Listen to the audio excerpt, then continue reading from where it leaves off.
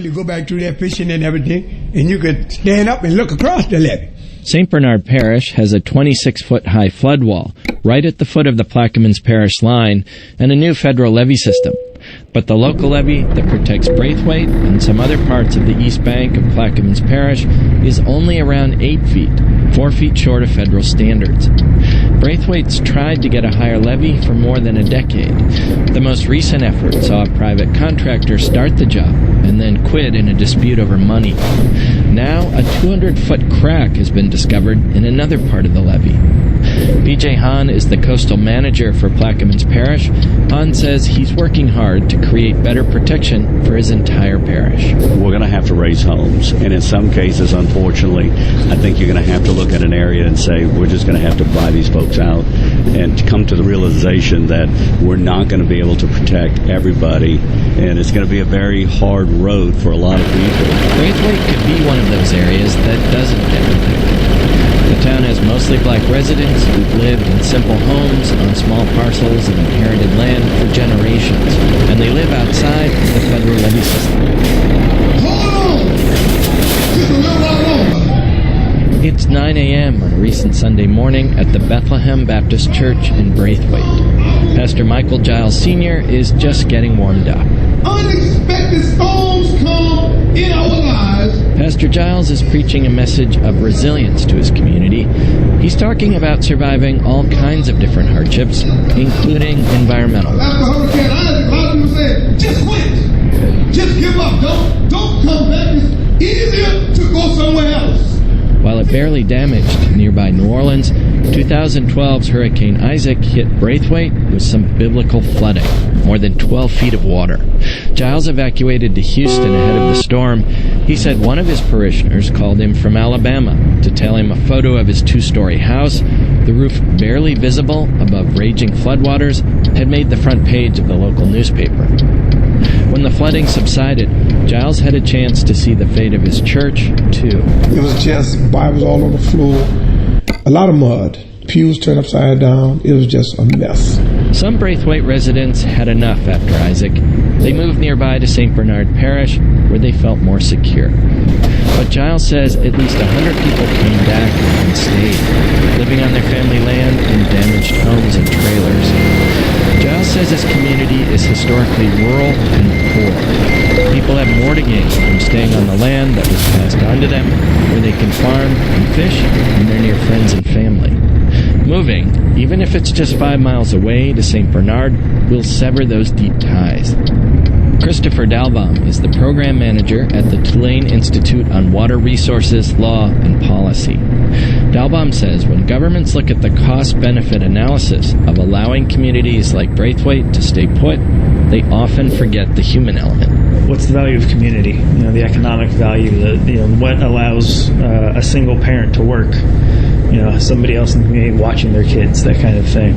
And if those things are lost, what does that do? Giles says there are some economic reasons for his community to stay, too. He says a state or federal home buyout doesn't add up for Braithwaite residents. You give us a buyout, the average home around here, what are they going to get, $25,000, $30,000? You can't do anything with that. When Pastor Michael Giles walks out of his front door in the morning, the first thing he sees is the green slope of the levee that local officials just can't seem to get up high enough. But Giles says unless somebody forces him to move, he's going to stay on his ancestral land and pray that the Mississippi River doesn't rise above 8 feet. But if I have to be the last man in Braithwaite, I'll be the last man in Braithwaite. I'll be the last man. For WWNO, I'm Jesse Hartman. Support for WWNO's Coastal Desk comes from the Walton Family Foundation, Kabikoff Family Foundation, and the Greater New Orleans Foundation. 3:35, thanks, Jesse. Great report. Support for the station comes from The Lens, presenting Breakfast with the Newsmakers. Government Accountability Reporter Charles Maldonado and Court Watch NOLA Director Brad Cousins will discuss upcoming judicial elections, the Orleans Parish court system, and other topics. Thursday the 16th, that's tomorrow at 8 o'clock in the morning, 501 Basin Street, RSVP at thelensnola.org. Support for NPR comes from the Cy Sims Foundation, supporting advances in science, education, and the arts since 1985. CySimsFoundation.org. From NPR News, this is All Things Considered. I'm Audie Cornish. And I'm Melissa Block. It was another stomach-churning day on Wall Street. At one point, the Dow Industrials were down 460 points, a huge drop that came on top of 4 consecutive days of stock market losses. The decline more than wiped out the year's gains, but then late in the trading day, stocks started to recover, and by the close, the Dow's loss was a little more than 1%. As NPR's Jim Zarroli reports, investors seem to be worried about a global economic slowdown, the Federal Reserve's next move, and even the Ebola virus. October has sometimes been a catastrophic month for the stock market, and though this month isn't that bad yet, it sometimes felt today like disaster was lurking. Stock prices plunged sharply in the morning, came back a bit, and then fell again. At one point today, the Standard & Poor's 500 index was down nearly 3%, and that came after several days of steep losses, but it recovered some of its lost ground by the end of the day. Randy Frederick is Managing Director of Trading and Derivatives at Schwab. Given that we've seen volatility spike up to levels that we haven't seen since the fall of 2011, I would consider that there's a bit of fear out there right now, and that's something we haven't seen for a very long time. Frederick says investors are growing more and more worried about how much the economy has slowed in Asia and Europe. He says Germany, for instance, largely escaped the consequences of the last downturn in 2011. But we've seen recent significant declines in German GDP. We've seen sharp drops in German business and investor confidence. And we see really the European Central Bank kind of in a position where they are talking of doing things, but they can't seem to come to a decision on exactly what they are going to do. And I think some people are beginning to question if they have any true ammunition left to combat this. Compared to Europe, the U.S. economy continues to grow at a pretty good pace, but a string of bad economic data today left a lot of investors questioning how long it will keep doing so.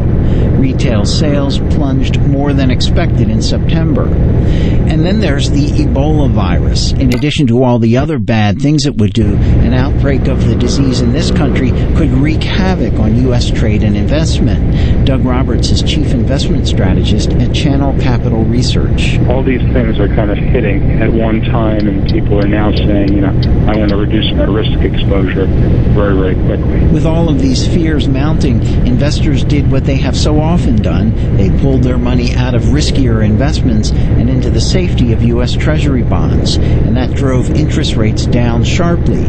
Jim Paulson, Chief Investment Strategist at Wells Capital Management, believes investors may be overreacting. The fact that the 10-year yields broke 2% again in a U.S. economy that arguably is in the best shape and fastest growing it's been in the entire recovery, I think that's a real disconnect. But for now, investors seem to be swamped by fears. One other looming concern is where the Federal Reserve is likely to go in the months ahead.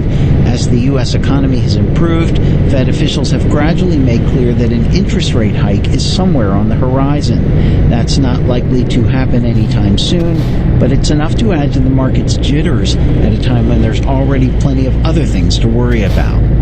Jim Zarroli, NPR News, New York. Markets are also on edge because of the rapid fall of oil prices. This is of particular concern for countries which produce oil, think Russia, Iraq, Venezuela.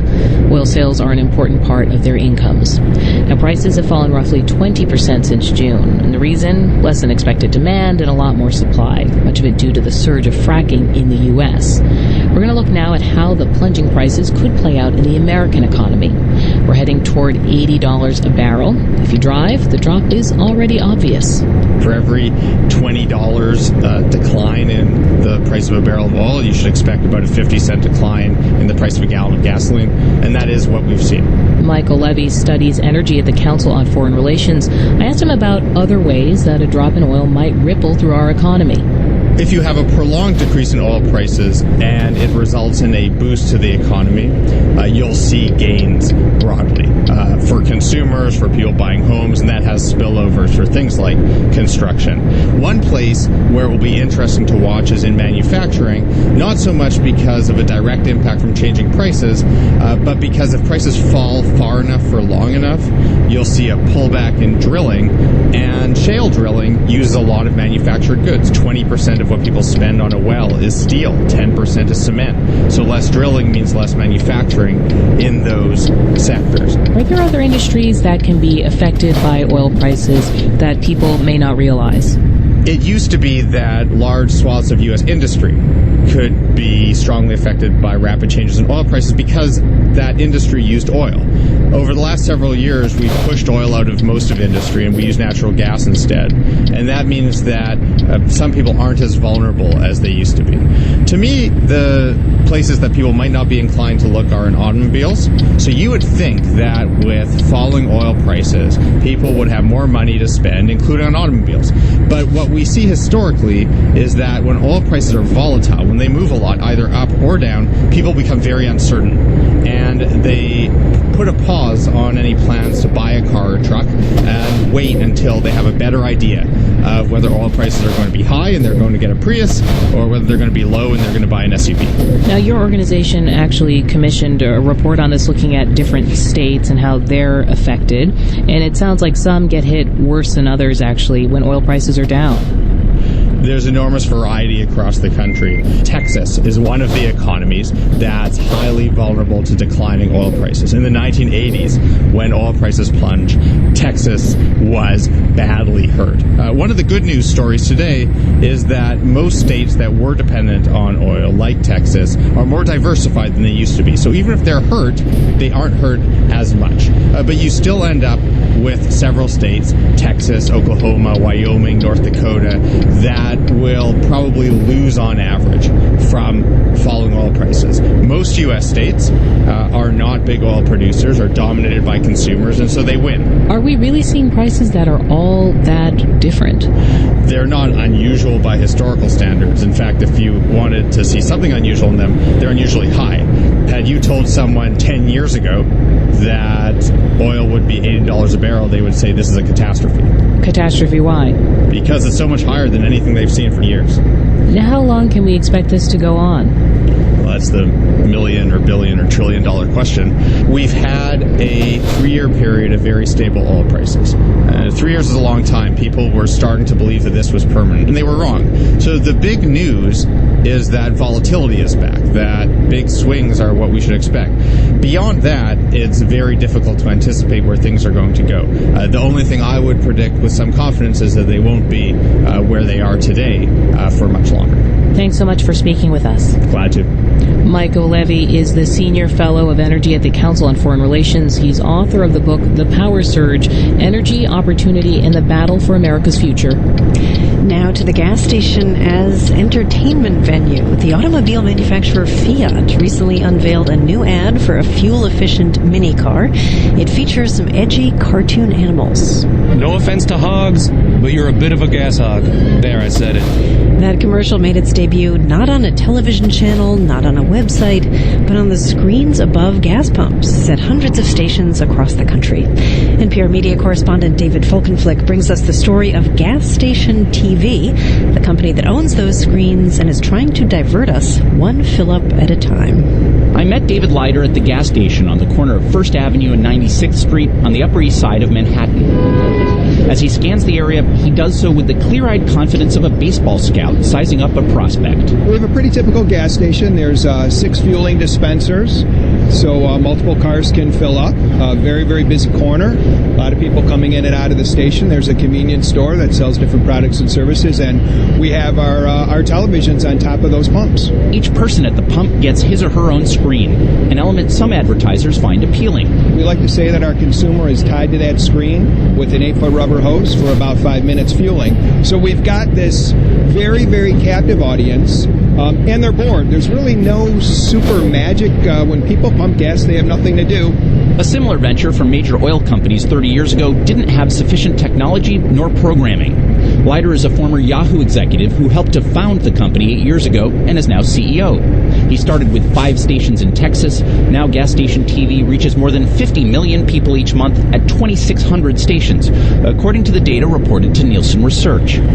Some of the commercials that run on Gas Station TV are national and some are local, even for the snack shop at the station steps away. Since each station gets its own IP address from the company, the ads are customized for each neighborhood. Dan Colazzo loves watching at the pump. He's a sergeant in the U.S. Army and says he fills up every day. I'm done and I'm still watching TV.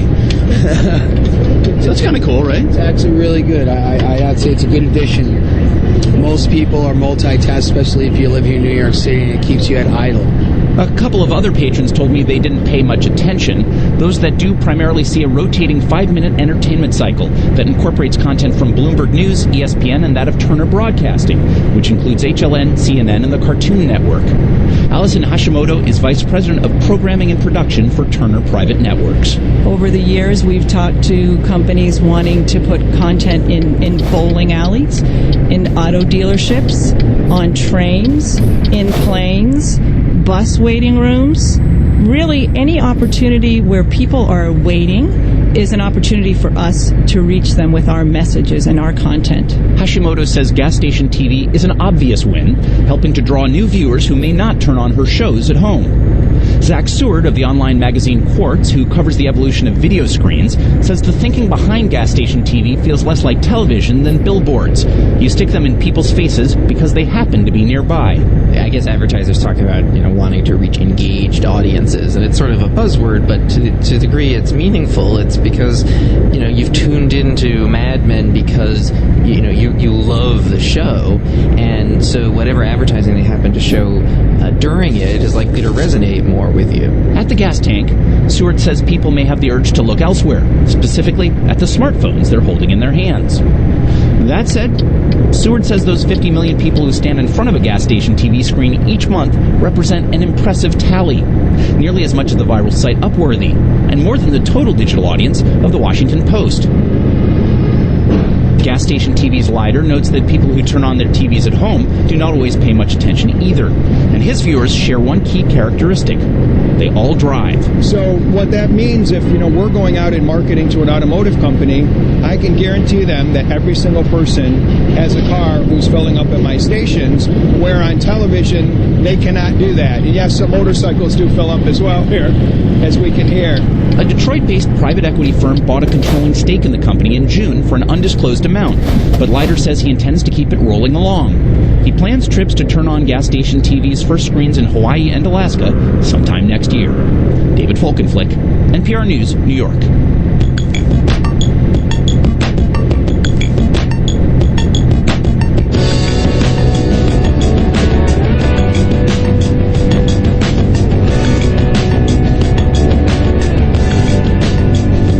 Things Considered is a production of NPR News, which is solely responsible for its content. Like a story you heard on this or another NPR program? Share it with a friend at npr.org. While there, you can also hear stories you missed, enjoy expanded content, or connect to your favorite member station, wherever you are. Get the NPR app for your mobile device. You can also lean back and enjoy npr.org, optimized for the iPad. This is NPR.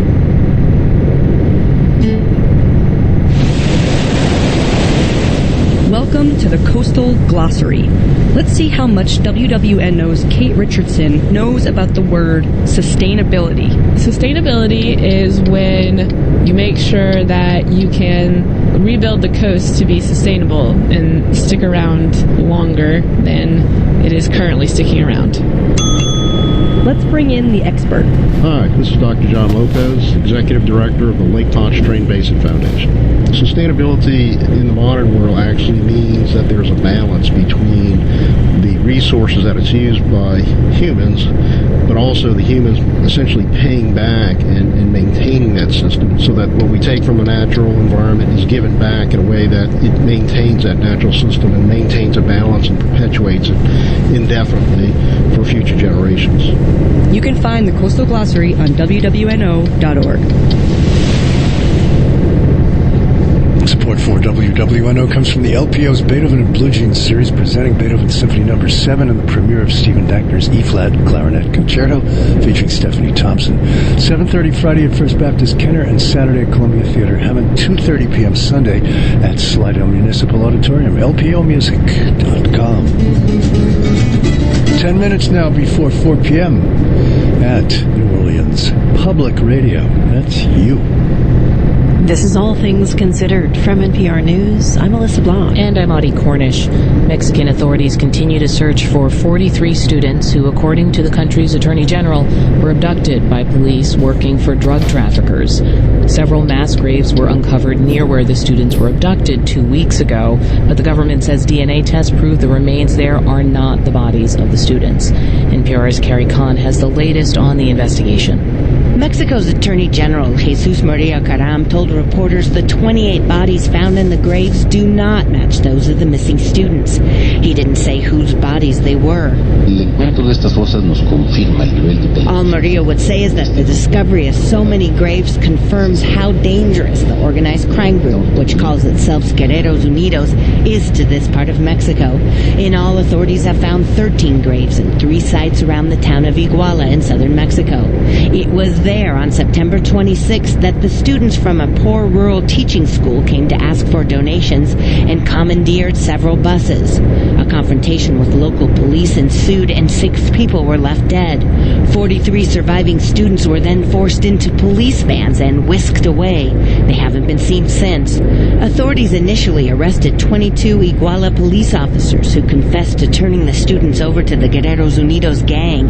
Yesterday, investigators say they arrested 14 more police officers, this time from the town of Cocula, which borders Iguala. Tomás Cerón, head of the Attorney General's Criminal Investigations Unit, says these officers also confessed to handing the students over to the drug traffickers. Authorities have not said why the officers abducted the students or what the drug gang wanted with them. They have said they're searching for the mayor of Iguala and his wife, who have known ties to the drug cartel and fled the city shortly after the students were abducted. The slow progress of the investigation has enraged protesters who earlier this week took over the government offices in the state capital, Chilpancingo, and set fire to several buildings. And pressure on the governor of the state of Guerrero, Ángel Aguirre Rivero, to resign has also heated up. Speaking on MBS Radio, Aguirre says he has no plans to step down. It's not that I'm digging my heels in here, says Aguirre. We need to let the investigation proceed and get to the bottom of these horrible acts. But many questions linger about how much the governor knew about the work of the drug gang operating in Iguala and its connection with local politicians, all of whom are from the governor's same political party, the left-leaning Democratic Revolutionary Party, the PRD. Aguirre says he told federal officials about his suspicions of the mayor. Mexico's Attorney General says he was unaware there were problems brewing in Iguala and beyond.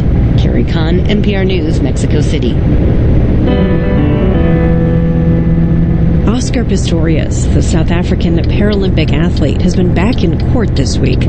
Last month, he was found not guilty of premeditated murder in the shooting death of his girlfriend, Riva Steenkamp.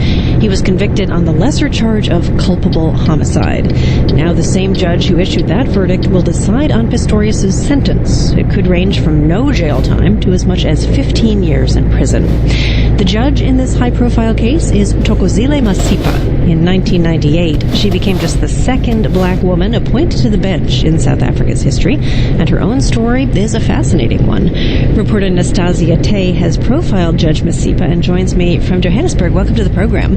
Thanks very much, Melissa. And let's talk about the background of Judge Masipa. She's 66 years old now, grew up in the black township of Soweto under apartheid, and it sounds like her family background was quite poor. Absolutely. She grew up in a part of Soweto called Orlando East, in a little 2-bedroom house where she used to sleep in the dining room and actually under the kitchen table when there were visitors.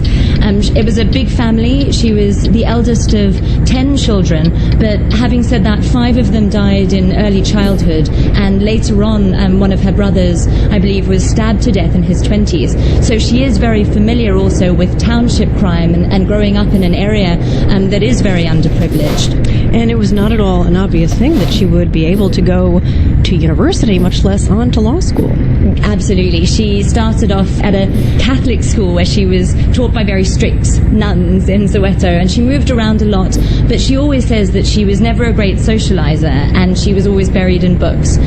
She had fairly strict parents as well, and they really encouraged her to do something different, to leave the township and make something of her life, and that's exactly what she did. She's done a huge range of odd jobs, from being an assistant nurse to a clerk to a tea girl, but throughout that period she wanted to go to university, and she eventually made it there, graduating with a Bachelor of Arts in Social Work in 1974. Has Jeżdżę talked about how the violence in Soweto in the 70s and into the 80s, how that shaped her and shaped her view of the law? So Masipa actually was, I think, quite involved in the political scene and very engaged in it, particularly because she became a journalist. Now, these were really, really restive years in Soweto. It was around the time that Steve Biko was assassinated, so she was really very much in the thick of it all. How would you describe Judge Masipa's demeanor during the trial of Oscar Pistorius? She's been incredibly inscrutable. She's spent a lot of time with her head resting on her arm and watching things, seemingly trying to keep her face very straight. We've all been staring at her for days and days, trying to work out what she's thinking, but she very rarely gives anything away. She does have a sense of humor. She's told off people in court as well, and when she feels like the lawyers are getting out of hand, she reins them in. But I believe she actually doesn't even spend her tea breaks, which we have every day in court, with the other judges in the judges' tea room, because she's concerned about other people talking about her case. What does it mean, do you think, to black South Africans, and especially to black South African women, that Judge Masipa is handling this very high-profile trial of a famous white athlete? Out of the country's many judges, I think there's something close to 250 of them, only 76 are women. So Judge Masipa does remain a rarity in this system. There has been a bit of a backlash in the aftermath of the verdict, and it was a verdict that a lot of people, I think, didn't really expect. And some of that backlash was directed at also her gender and her race. There have been reports that Judge Masipa got death threats after her verdict in the Pistorius case last month, and there's increased security around her now. How much pressure is riding on her sentencing decision for Oscar Pistorius? So a huge amount of pressure is on this decision, and I think a lot of people are really going to decide whether or not justice has been done in this matter based on whether or not Oscar Pistorius gets jail time. And that whole verdict of culpable homicide doesn't carry a minimum or maximum sentence. Judge Masipa really has a huge amount of discretion in the matter. So I think a lot of people are going to blame her if she decides not to send Oscar.